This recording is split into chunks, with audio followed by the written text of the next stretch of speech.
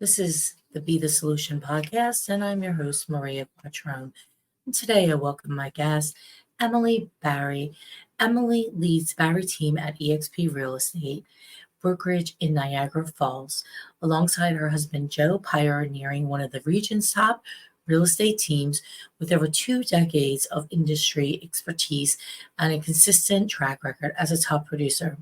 Emily also champions personal growth and development, particularly empowering women to strive for excellence in a work life balance. Welcome, Emily, to Be the Solution podcast. Thank you, Maria, and thank you for asking me to do this today. Oh, I'm excited to talk with you. I hear really great things about you, and we have a mutual friend, Ibrahim, Yes, up there in Canada. up Forget here, up which. here in Canada, where there's lots of snow and igloos, Lots of coldness. lots of coldness. Yeah. So, one of the things Ibrahim mentioned to me is how you recently, like a personal struggle that you had to go through, and in your life, and then in your business, and in your bio, talks about striving for excellence, and especially empowering women in a work-life balance. I'm laughing because I don't think we ever arrive at the work-life balance hotel, right? Like where we've achieved it, we're here. It's always working towards that and improving. But I I definitely I've had the last five, I'd say 5 years have been interesting. Um I've been in real estate for 20 years and I raised my kids the first 5 years. I had little ones and I worked my butt off. Didn't know what I was getting into, and then I realized, oh wow, this is a lot of work. I have to actually have a business. So it was a lot of hard work in the beginning, and then I grew a team to start leveraging. I started getting involved in a new brokerage that I had joined 10 years ago, and I always wanted to teach. Like by that time, I was like successful in real estate. I was one of the top producers at my previous office, so I kind of arrived, and people were like, "Wow, you're doing great, and you're successful." And from the outside, everything looked great, but from the inside, I was not doing super well. There wasn't any work-life balance. There wasn't any personal growth and development interest. There wasn't any, um, you know, anything to really improve. It was survival mode 101, and I think a lot of women, especially, I mean men too, can get caught up in kind of just waking up every day and trying to put all the fires out and trying to make sure your kids are fed and trying to make sure there's food in the fridge. And that's kind of what I was in. But at my last brokerage, I got really involved with teaching and training, and I got really excited to help grow this new brokerage. And I became really involved. So again, I'm just running, running, running, doing all of this. And at one point, I had a nanny at home, raising my kids, putting them to bed, bathing them, doing my groceries. And it was just, again, from the outside, everything looked great. And from the inside, it was this buildup happening. Mm. I talk about this buildup with a lot of women that I speak with and mentor, and some women on my team where I try to catch them if I see them in that state, because I stayed there for many years and it got me really, really sick. I didn't know my body was telling me, like, enough's enough. If you don't slow down, we're going to slow you down for you. Like, you will not be able to do anything. And that's where I ended up years later. But yeah, I was juggling. I had a team of 10 people. I was selling at a high level in the Niagara region. I had two daughters that I was raising. Before my husband came to work with me, he was like in Oakville, Toronto all day. He was an accountant and he was never home. So I used to joke and say I was like a single parent during the day, because I didn't have, I had my mom and people that would help me if I needed it, but it was, getting the kids to extracurricular. There's soccer, there's ballet. Oh, I have no food for tomorrow. There's no clean laundry. Oh, I have an offer I have to deal with. I forgot to call this person back, and it builds up. And then my service level, like the level of service I was giving people, that was that was going downhill. And I could feel that I wasn't happy with my work because I had to like look and see like what did I have to do during the day and what can be pushed to tomorrow. But I was teaching 3 times a week at the new brokerage. They put me director of realtor growth and development, and we went from like 10 agents to like, I want to say when I stepped back from that position, there was probably almost 200 agents. And so I was managing like 30, 40 year one agents with mentors, with developing curriculum and teaching. And then COVID hit. And then I was teaching at home on Zoom. And then I was at that point like really hit a wall with physical symptoms had started with me that year. And I thought something was wrong with me. I kept going to the doctor and saying, I think I am having a heart attack. I think there's something wrong. Can you check me for this? I need a lung x-ray. I think maybe I have lung cancer. Like it was really crazy because I was getting these physical symptoms in my body that was telling me to slow down, and I didn't know it at the time. Like everybody, we all went through some, different stress during the pandemic. I had some stress with, especially one of my children had a really difficult time during that, loss of control. I can't control the situation. So I stepped back from that position thinking that was my answer. I'll just focus on myself. I'll focus on my team, myself, my family. It's just this one position at the brokerage that I need to give up. So I did that, but it still wasn't enough. I didn't have any boundaries. I wasn't very good at saying no to clients and people that asked me for favors or to do stuff. I just said yes all the time. My scheduling was all over the place, and I was overworked still, like running at a high level, but 2022, this is likely what Abraham was talking about because I did share this with him. At the end of 2022, that was arguably one of the most stressful years that I've ever had in my life, because the real estate market, like everywhere, I mean, we went up 30% and prices peaked, and then they started coming down 5% a month that summer. And I don't think that will ever happen in our lifetime. I don't think it'll ever happen again. It was an unimaginable result of the Bank of Canada and decisions and them not knowing what to do and putting all this stuff together. It created a mess, and we had people losing hundreds of thousands of dollars. I had team members that couldn't handle their clients because the clients were so angry because we priced their house out at $699, and 60 days later we're telling them it's worth $575. They couldn't fathom what was going on. And so I was heading all these appointments as the team leader. And I don't know, as women, and I'll say men too, but I think sometimes we just kind of go and, and not realize that we're not taking care of our bodies, that we're not taking care of our minds, that our health, we're not drinking water. Like for me anyways, that's when I look back, those weren't my priorities during the day. It was, I have to put out these fires. Okay, who do I have to talk to now? We got to get that price drop. It was very survival mode again. And I got very sick in November 2022. I was diagnosed with a bacterial infection in my intestinal tract. I will share that. I'm not afraid to share that. It was a fluke health thing that happened to me. They didn't know why I got it, but it was really bad. And I started losing weight rapidly. I couldn't eat. And I had never been that sick in my life. Oh my God. But what happened as a result of that is probably more of my story. It's the anxiety. The anxiety was something I really didn't even know existed that badly. And I'm somebody that has gone through some stuff in my life when I was a kid. And we've all have our stuff. And most people have experienced maybe a panic attack or feeling stressed. And I have been there, but this was something. And not realizing what was going on at the time, my body was going into shock. And I only learned this after finally seeing a specialist months later. But my body was going into shock because I was 90 pounds. And I hadn't been 90 pounds since I was probably 11 years old.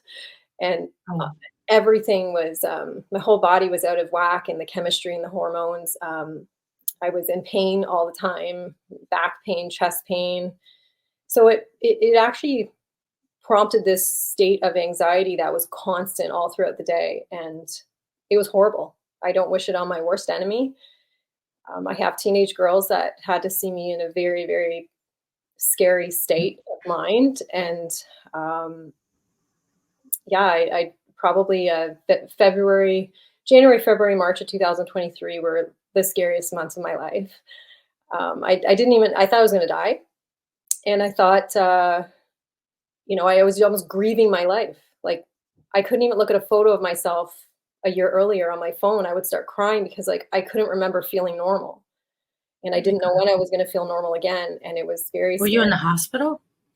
I wasn't hospitalized. I probably should have been at one point on intravenous, because what I had, there's only one antibiotic that would treat what I have, and I had 4 reoccurrences. So every time it would come back, they would give me the same antibiotic. And at one point, intravenous would have been I just didn't want to go to the hospital because I was in such a bad mental state and emotional state. It scared me even more to go into the hospital. So I didn't. But at the time, my team members weren't even allowed to call me. My husband was holding the fort down. Like, by now, he was working with me. He's licensed. He does all my marketing, but he's not a CEO. He's not a team leader. He's not the people person. That's me. And so I'm the one that runs everything. I'm the one that runs my house. I wake up early, and now all of a sudden I'm in bed all day. And it was just quite a shock to our business, as well as, emotionally, mentally, physically. It was financially too. It was a scary time for us because we never considered me never being able to work. Um, and by April, I started coming out of it. And I remember just how slowly I started feeling better. By this time, I was on multiple antibiotics, like antibiotics overlapping other antibiotics. I was taking Gravol every 4 hours just so I could eat something. It was really, really difficult. And I started coming out of it on my own. I saw a naturopath, and with my naturopath's help, and I tied that into a specialist in Hamilton that I finally got into, and we worked together to put me on a treatment plan, and it worked. So April, May, I came back to work. So that's likely what Ibrahim was talking about. That was a really difficult time in my life, and I still What think did you what did what did you learn from it? it's. I feel like there's like a line in the sand, like my life before that happened and my life after. I'm honest. I don't take anything for granted anymore. And life is short. I mean, I have days where I don't feel well, maybe I don't feel 100%, but I always say I feel a lot better than I did a year ago. I'm okay. I can deal with this. So anything I've had to do, I've had to make some tough decisions when I came back to work, because I made a decision that I wasn't going to put up with any negativity in my life anymore. Not that that was a big thing, but I realized there was some people in my life, there was some aspects of how I was running my business that wasn't positive and almost borderline toxic. And I made some hard decisions the next 6 months. One of them was to change brokerages, which was a really, really big one. I never thought I would ever leave my last brokerage, but I needed a fresh start, and I needed to surround myself with certain people that I had reconnected with kind of mid-year, who made me feel like, how can I put this? Like, they had something I wanted. They had um, the personal growth and development stuff going on. They had the positivity going on. They had, like, no ego, and we just, the helpful nature. And I really wanted to surround myself with these certain people. Um, but how else did it change me? I'm really tough now. Like, I don't put up with BS from any, and I just feel like before I used to care, not like, I mean, once you hit 40, 45, I always say, I don't know if it's my age, but I just don't really, not that I don't care what people think of me, but if there's negative talk and it's not true, I just smile it off and I don't have to even be a part of it. I think 5, 10 years ago, I would have been really angry and upset and my self-esteem affected. And oh no, people are thinking something of me. Now it's about my family, my loved ones, um, really like myself, respecting myself and choosing the people I want to be around. And I've recently started like a personal Instagram page, which has like barely any followers, like 350 followers. But I don't need thousands of followers. I don't need thousands of fake followers. Anybody that's following my personal page that I started recently are all like a lot of women I've reconnected with, and I post positive stuff and I post honest stuff on there, not work. I have my work stuff, but over here it's like, okay, what can I take that I've learned throughout my life and what I'm implementing now in my days to help anybody else going through anything hard? And it's been incredible. Like I have women and friends I haven't talked to in 5 years messaging me on Facebook. We need to have coffee. I love your post lately. Like this is how I'm feeling. Can we meet? And I just love that stuff. It makes me happy sitting down and listening to somebody and validating how they're feeling and sharing what I've been through, because I think there can be shame and anxiety and seeing a therapist and all that. And I prefer to hang out with people that are open about that and say, freaking probably 1 out of every 4 realtors has a therapist. Okay. Someone said Not more. maybe 1 out of 3. And the rest should have one. Let's face it. Yeah. So, I mean, real estate is a relationship driven business. And I mean, for me to not put aside time every single day to work on my personal skills and my patience with my clients, how I deal with stress, so I can in turn help my team members. My team consists of a lot of women. I have one guy. He's Anthony. He fits in with all of us perfectly, but a lot of women, and I want to be a power of example to them, and I don't want to tell them to do something I'm not doing. So I used to do a miracle morning years ago. Years ago, I got into this miracle morning. Hal Elrod, I love him. So many good YouTube videos, and I listened to his podcast, and I read his book maybe over 10 years ago, and I really got on that. Yes, 5 a.m.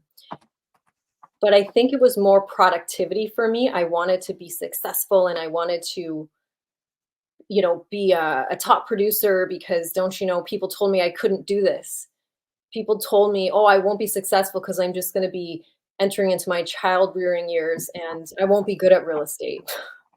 So there part of me was like, I'll show them, right? So I focused a lot on the productivity and the job and the skills, but I didn't really focus on myself as a person and who I am and my mind and my body and my mental, physical, emotional health. None of that was on my radar really. So when I got better this year, it was funny because I knew there was something missing. It was that morning for me. I needed to get back in those mornings, but it took some time for my body to heal. And I was really tired all the time, probably because I was on a lot of medications. Um, and I just wanted to get that morning back. And the irony is, I made that big decision to leave my brokerage. I was there 10 years.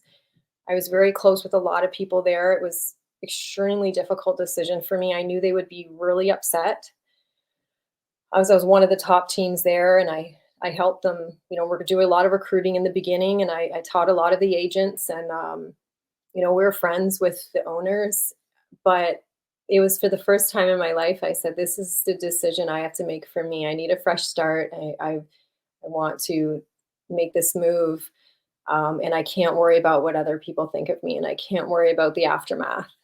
I just have to walk through it with as much courage as I can to show other people that if they're facing something difficult, they can do it too. Look at what I did. I walked in my last brokerage and quit. It was very challenging. Like I was like, had a panic attack before I went in there. My hands were shaking like this. It was hard to do, but as soon as I did it, I felt this huge weight off my shoulders and almost like a door opened for a new chapter for me. And the Miracle Morning revised version just happened to come out that week. It was the first week of the year, this year, January. And Hal did a new revised version of Miracle Morning. So, of course, I'm like, oh my gosh, I have to order this. And it comes in the mail, like, I think the day after I switched brokerages. And, everything was going to heck, and people were texting, and there was all this technology we had to learn. And, there was a good 3 weeks. It was pretty crazy. But that just grounded me, and it got me back into things, and something just triggered in me, and I've got my mornings back. So now it's non-negotiable in my life. I need that 40 minutes in the morning. What's the revision? What's my vision? No, the revision. The revised version of the book? Yeah. You know what? It's thicker than his original version, so there's definitely more in there, and it's more of like, I believe he wrote the original version around 2008 or 9, because that's when my daughter was born, I think I remember. So now this is like, okay, so we've had people doing this for so many years, and here's some things we want to add. Here's some new tips for waking up. Here's some of our community that is sharing their personal stories. And each chapter is as good as his original book, but with more added. And it's like I'm reading it all over again. It's really, really good. And just if I don't start my day off with that 30 to 40 minutes to myself, and for me, not everybody has to wake up at 5 a.m. That's a misconception. It's just you need to wake up about 40 minutes before you normally wake up. But my daughters are high schoolers, and they are up at 6:30. So they are 6:30, game over. My kids are walking downstairs in their uniforms, and what'd you make for breakfast? And can you pick me up after school? And let's watch this show for 10 minutes together. And, that's my time with my girls. So it's really 5 o'clock, 5:15, get out of bed. I go downstairs on my yoga mat, and I do the Miracle Morning. And sometimes I do some faster than others. I don't overthink it, because I'm not comparing to other people. I do like a 10-minute, 15-minute thing with my body, stretches, yoga, some stuff that makes me feel good. And then it's meditation, journaling, reading some kind of book about personal growth and development, which right now I'm finishing up the revised version of Miracle Morning, because I was overlapping another book. And the affirmations piece, I've really tried to dig into more of the visualization and affirmations this time, because those two things I didn't really connect with 10 years ago when I was doing this. And I've learned that the goals that I have, it's not really about like the goal and visualizing myself arriving there. It's really visualizing taking the action to get there, and visualizing myself getting up, visualizing myself being a power of example to my team, doing the door knocking and showing them that, hey, I'm doing it, you guys can do it too. And not just focusing on the end result, because again, it's not, I don't think in real estate or in any profession, you kind of arrive, oh, I've arrived, I'm done, I've succeeded. There's always room for improvement, right? You never arrive. No, there's no It's all destiny. about Yeah, it's about the understanding that journey there. It's about the journey there, and it it's keeps about the kind of, journey, the yeah, daily journey. You yes, never arrive, because when you do arrive, it means you do decide to look around and go, is this it? right. And then you got to make another goal. Right. So you never fully arrive. You never arrive.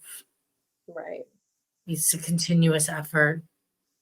You just have to keep doing. So you start the Miracle Morning again.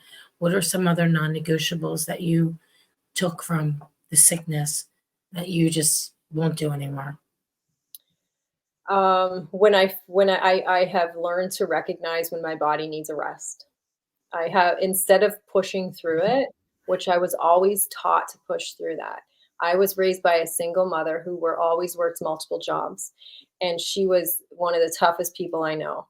And it was all about, you got to work, you got to go, you got to push, you got to outwork others, you got, which is likely part of the reason why I succeeded in real estate, because I had that kind of really good work ethic in me. But when you're tired, you keep going. And now I say, like, I stop myself and I will say, okay, Jen is my assistant. Jen, I need to lay down. I need you to cancel my 2 o'clock, see if they can meet me this evening or push it to tomorrow. And I'm not concerned about losing that business because my health is more important. And I know when my body needs kind of a break. And it's a mental break too, right? Because it's not just physical. It's like real estate appointments right now have always been stressful, but right now we have lots of people still wanting to overprice their homes. I just met with a guy this morning who has a $4,000 mortgage on a house because he went variable, and he just said, "Oh, by the way, I'm variable with my primary too." I said, "How much are you losing a month?" Like, so much money, you know. Um, but Yeah, it's just listening to my body and knowing when I have to take a rest, and just saying no without even questioning it and trusting my gut. I think it's better to, um, how can I say this? Like, feel guilty about saying no than a little bit, or maybe a lot.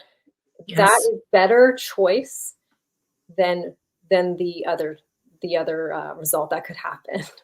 And I never want to feel as sick as I felt. And I truly believe that I got that sick because my immune system was low.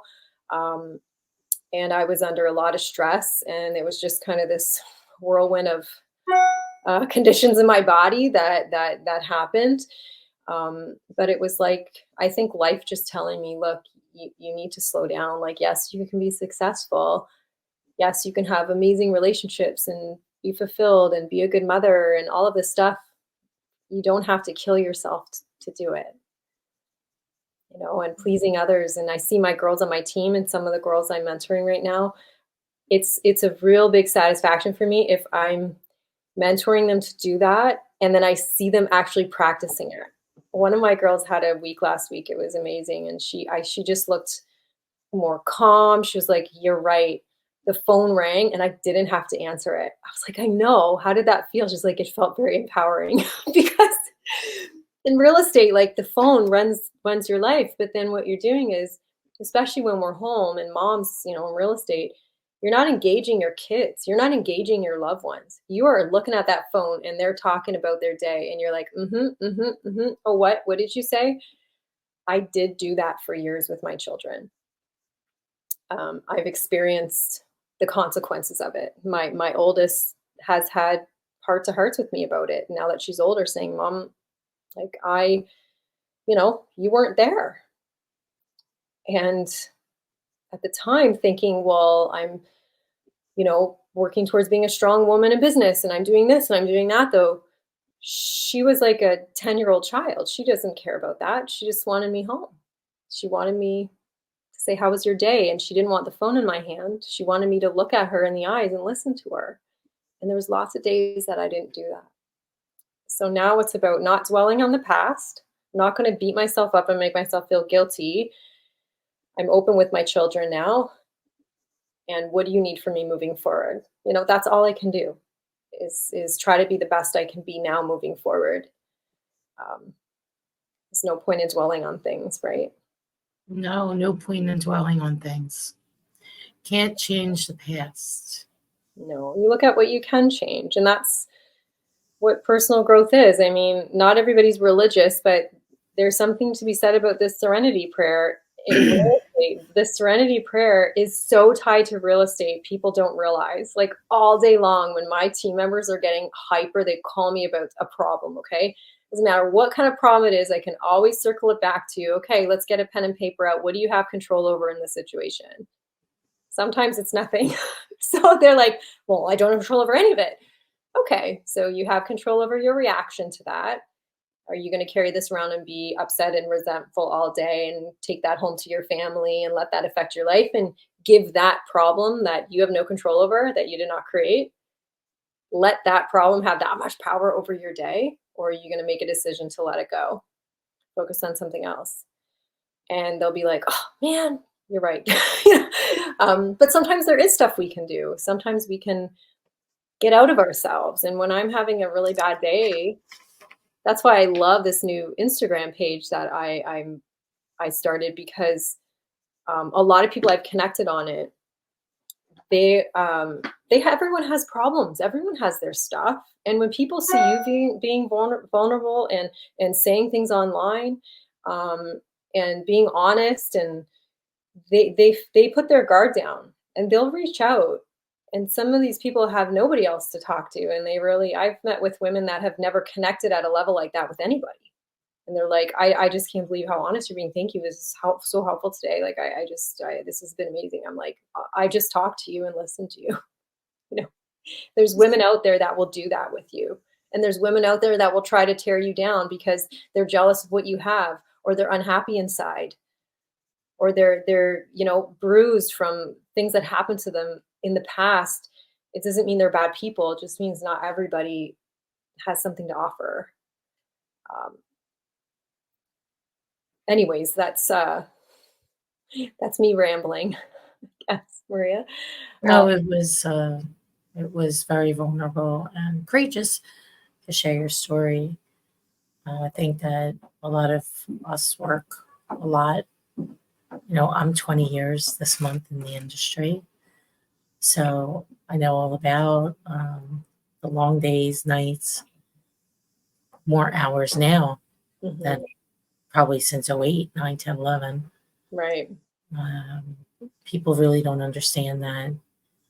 They don't really get really what it's like to be in real estate and sell at a high level, and the strength that it requires in order to do that, and to be transparent with the clients. Give them bad news. Like, we give a lot of bad news all day long. Oh, there's bad appointments. Every other appointment I'm going on right now is not a happy appointment. It's I went variable. We can't afford our payments. We have to downsize our dream home because we are getting killed with our payments right now. What's the interest rate there? We're at, I want to say, like mid fives, but most people I'm seeing are on signed, bought a house when they were at like 1.5%, 2%. So there's families that like almost triple payments right now. And just a lot of other things. I just am seeing more stress on families, more separations, more divorces. A lot of estate sales we're doing right now. We're seeing a lot of some bank sales popping up too here in Niagara. I saw one the other day, and they purchased it in 2019, put a bunch of money into it. They tried to sell it all last year, and it went back up this week with a private lender name, and it just broke my heart. It's sad, but yeah, there's tough conversations, and to some extent, we have to be empathetic and listen to people and care. But at the same time, we need these other skills to be able to walk away and put it away and go home to our families and shut work off for a bit. Yeah, I look at it just like any other profession. If you're an attorney, you deliver bad news about whatever it is all the time, and it just is what it is. So letting the emotionality of it just not pass through to them. That's what they're paying us for, and we didn't make the decision, right? Everybody gets to decide what they're going to do with their money, how they're going to spend it, the choices that they're going to make. And we're interpreters. We're here to find the solutions. And sometimes I say to my team, don't overown a problem that you didn't create. They'll come home from a meeting and just be, oh my gosh, this and this and this. And sometimes I'll say, look, like, it looks like the bank's going to probably be moving in. Here's what we can do for them. And if this doesn't work, I know this is a friend of yours. Be a friend to them, but you can't carry this around all day. It's a tough thing to do but like, there's enough fear we have already, I think, in our own lives, that we have to really become professionals in this situation and offer solutions. I think that's what it comes down to. I think it comes down to accepting that this is your profession and this is what's required, and you have a fiduciary to this person or people to tell them the truth, be upfront, be direct. And our job is really not to be emotional about it. Yet so many real estate professionals, I said, when I take out the professional part, act very emotional. And especially here in our area, in the States, because it's to get receive the license, it's a lot less than in Canada. Oh, yeah. Yeah, it's only 75 hours. Wow. So I guess it's the same there as here. I mean, you have your very small percentage of professionals that are experienced, that take their job very seriously, that follow new rules and trends and how we're supposed to do things properly, and follow the market and know what's happening and all of that. And then you have the whole other people that are just part time, and it's not and it's not they're bad people, but like you said, it's easy to get your real estate license, and it's a very misunderstood industry. I feel like it's one of the most misunderstood industries ever. I mean, I don't know. You want to be an astronaut, you know what your job's going to look like. You're going to be in space and you're going to be training to do this. You're going to be a doctor. This is what it looks like. But people think to be a realtor, we're signing a piece of paper and standing at open houses all day. And that's not it, right? We're on the phones. It's relationships, communications, putting out fires, like troubleshooting problems, having difficult conversations, trying to walk people down this path to get to the finish line. It's a lot of work. And then managing all the clauses and conditions and legalities of it. I just did a private purchase for a few people, and they said, like, we don't know what we would do if you did not step in and do this. We had no idea what we were doing. I'm like, well, even the lawyers too. The lawyers don't do our stuff every day. They hate doing private deals, I think. I had a lawyer say to me once, they hate it. They would call me every time they had to do a private sale and be like, can you send me the updated forms? I haven't done this in a year, because that's our thing. We do it. Exactly. And you're probably not an attorney state. Like, we're not an attorney state. So we use title companies. Oh, okay. Yes. Different there. Okay. So there is no attorney involved unless it's like That's right. Yes. Okay. commercial transaction. Got it. And even then, sometimes they're not involved, but sometimes they are. That's usual. That's normal. But on the residential side, I didn't have one attorney involved in a transaction last year.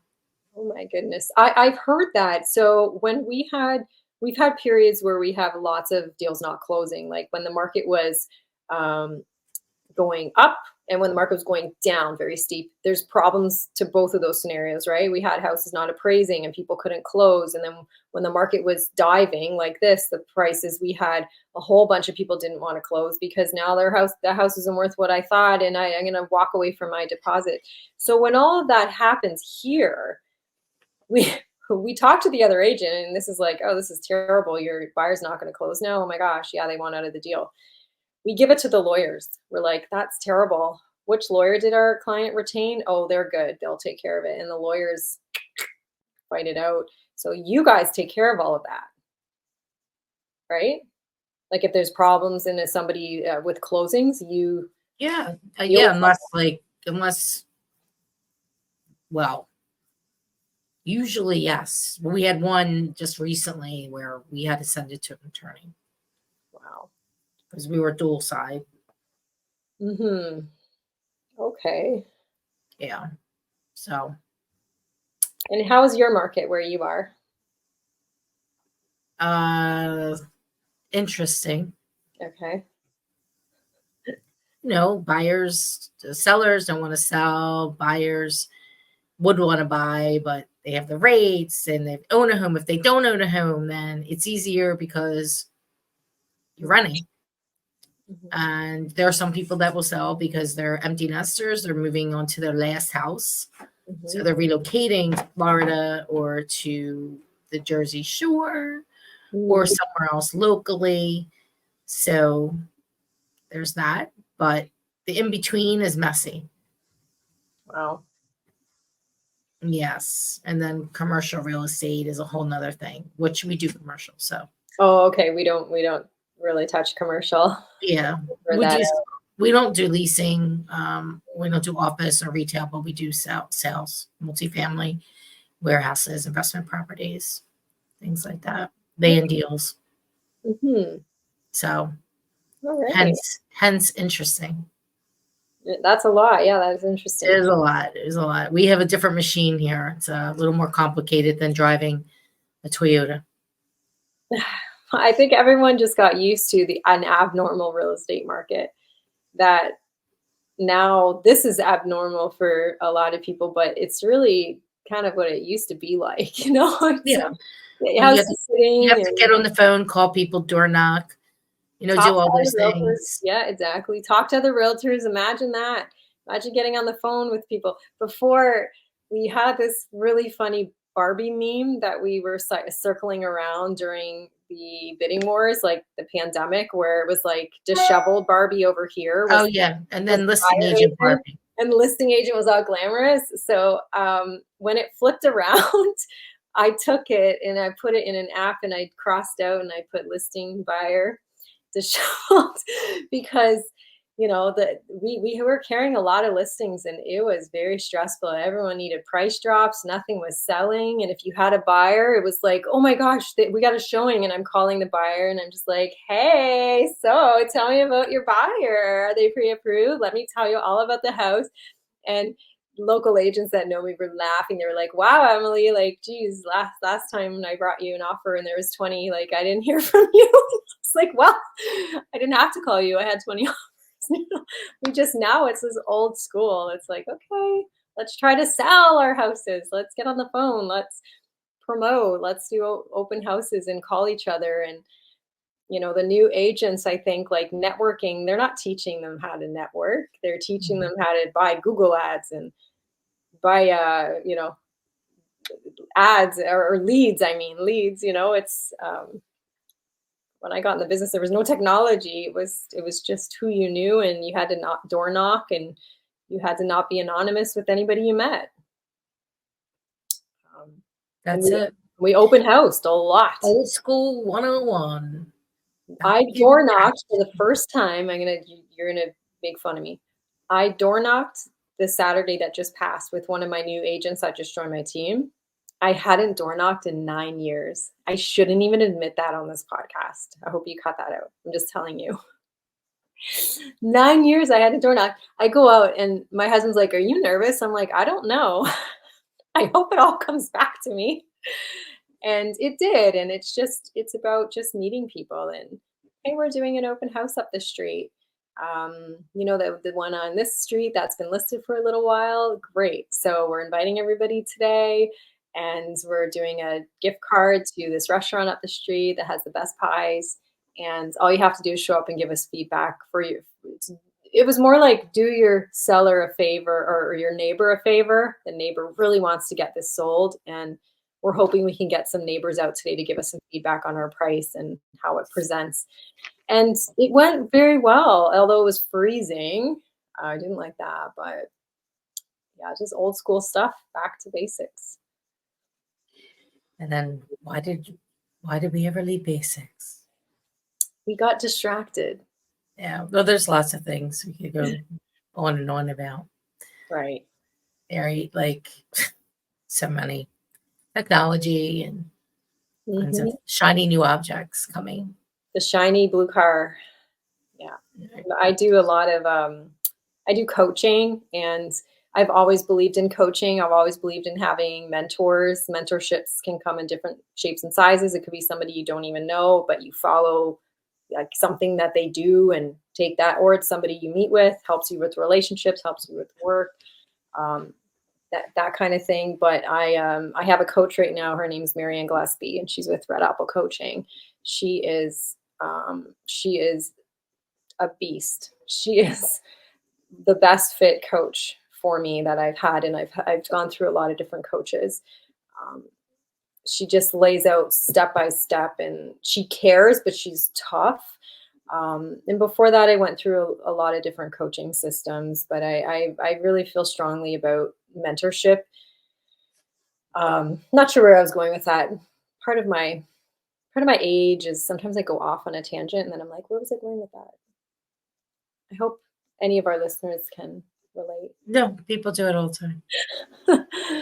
What was I saying? We I have a was thought. it's I like a call thought, it it's gone. it's like squirrel, gone. Yeah. It's like a squirrel. It's there and it's gone. Yes, yes. Oh, well, this was I appreciate you sharing your journey, and you have a lovely spirit about you. So before we end, I have a couple questions. Sure. Guilty pleasure. My guilty pleasure? Yes. Oh my gosh, I am a sugar addict. Like What bad. kind?